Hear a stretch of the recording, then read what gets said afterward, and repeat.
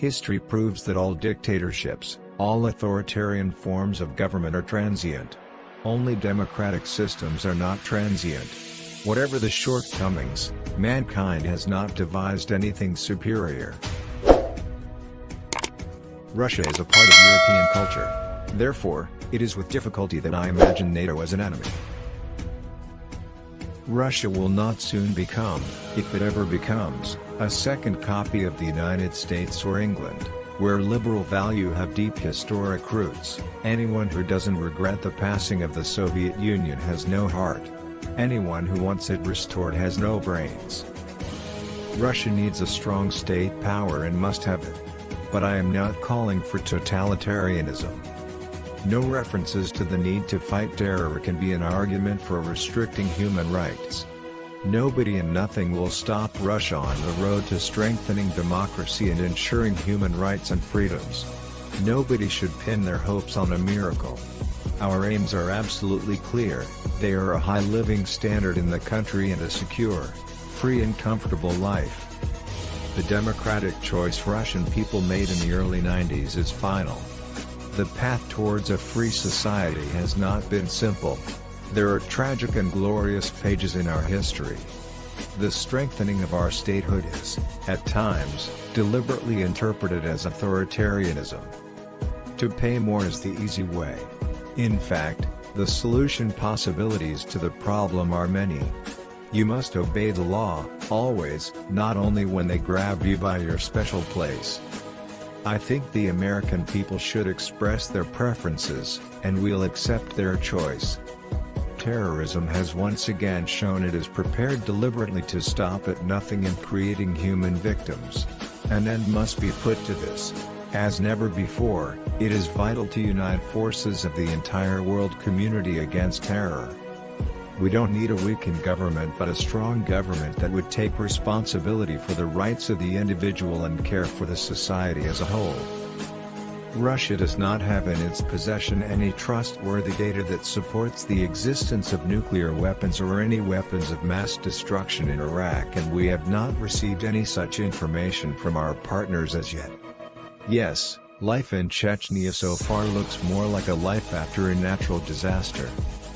I see that not everyone in the West has understood that the Soviet Union has disappeared from the political map of the world and that a new country has emerged with new humanist and ideological principles at the foundation of its existence. Russia does not want confrontation of any kind. And we will not take part in any kind of holy alliance. Whoever does not miss the Soviet Union has no heart. Whoever wants it back has no brain. Political activities in Russia should be as transparent as possible. Financing political activities from abroad is something the state should keep an eye on. Indeed, Russia and the US were allies during the two tragic conflicts of the Second and the First World Wars, which allows us to think there's something objectively bringing us together in difficult times, and I believe, it has to do with the ability to compromise is not a diplomatic politeness toward a partner but rather taking into account and respecting your partner's legitimate interests. I believe that the presidential term should be limited. I believe the US already understands and will understand more and more that only a strong Russia will respond to the genuine interests of the United States. Stalin is the most popular figure in all of Russia. Radicals can be found in any environment. If one looks at the map of the world, it's difficult to find Iraq, and one would think it rather easy to subdue such a small country. Iraq is a small but very proud nation. Stalinism is linked with a cult of personality and massive violations of the law, with repression in camps. There is nothing like that in Russia and, I hope, will never again be.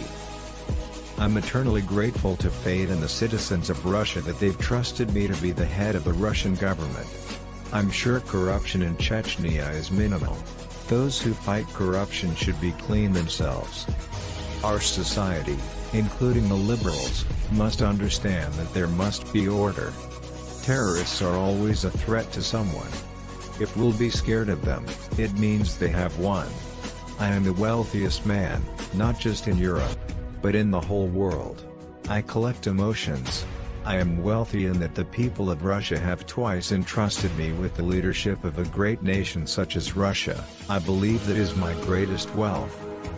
How can a bureaucrat or a politician be trusted if he says loud words for the sake of Russia's good while trying to take his funds, his money abroad?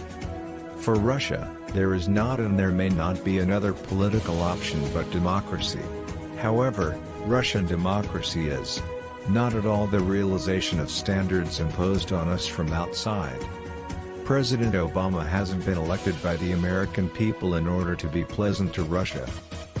The United Nations founders understood that decisions affecting war and peace should happen only by consensus, and with America's consent, the veto by Security Council permanent members was enshrined in the United Nations Charter.